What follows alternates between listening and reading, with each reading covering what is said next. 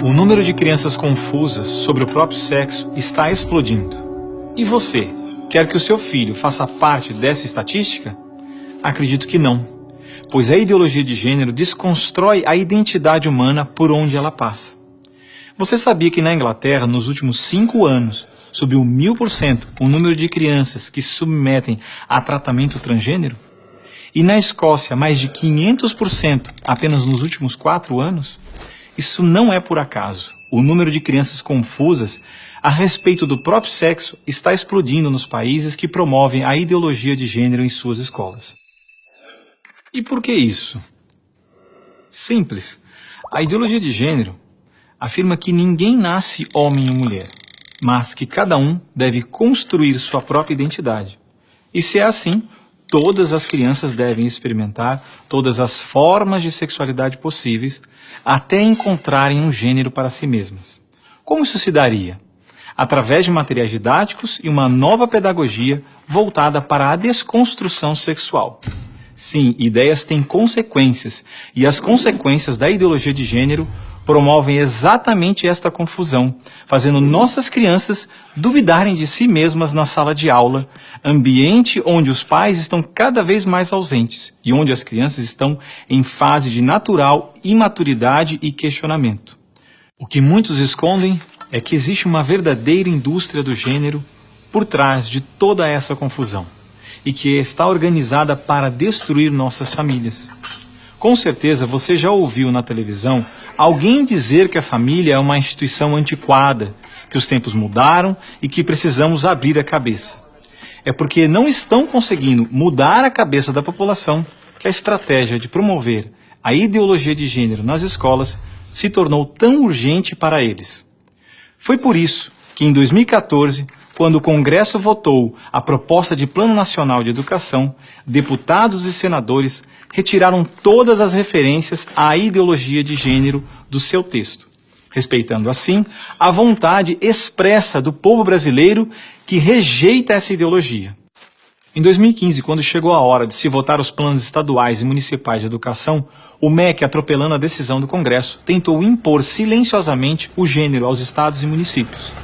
Depois que o gênero já havia sido rejeitado pelo Congresso, por meio da segunda Conferência Nacional de Educação, o CONAE 2014, o MEC produziu um documento que depois seria transmitido a todos os estados e municípios, definindo a questão do gênero como diretriz educativa, e ainda por cima, como se tivesse sido aprovado pelos deputados e senadores. A trapaça se encontra em inúmeras páginas do documento. Vamos dar apenas alguns exemplos. Na página 25, o MEC afirmava que a União, os estados e os municípios deveriam promover a diversidade de gênero. Veja, não estão falando em respeitar a diversidade de gênero, mas sim em promovê-la.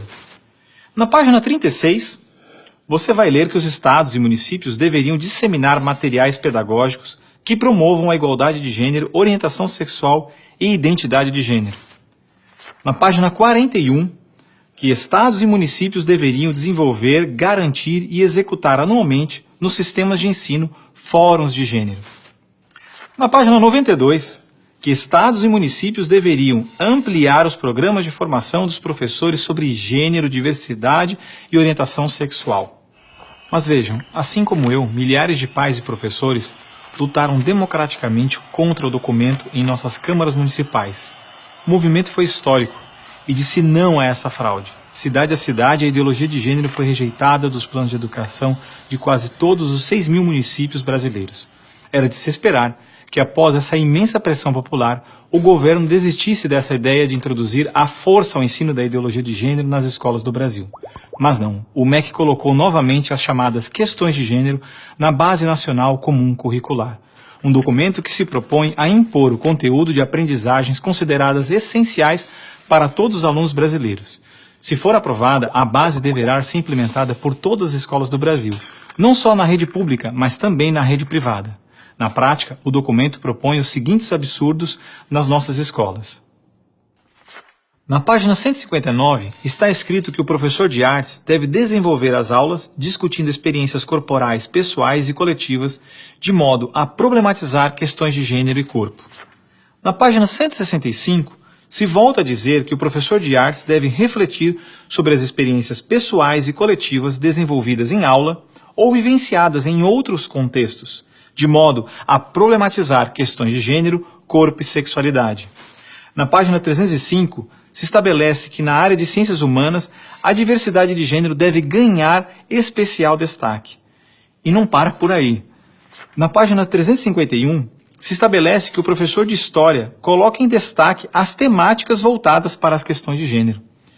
Na página 378, se estabelece que o professor de História trabalha em aulas questões de gênero, anarquismo e protagonismo feminino, mostrando as transformações ocorridas no debate sobre as questões de gênero no Brasil durante o século XX.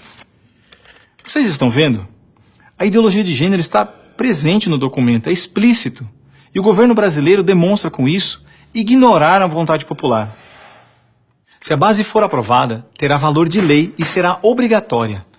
A ideologia de gênero será imposta de forma autoritária como a única moral permitida, quer os pais queiram ou não.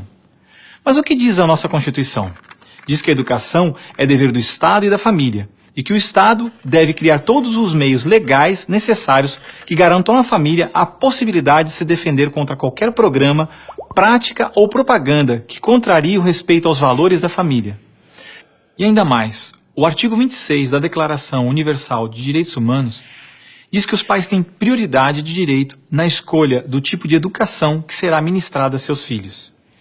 Não vamos aceitar a imposição deste absurdo sobre os nossos filhos. O governo pretende aprovar a Base Nacional Comum Curricular ainda este ano de 2017.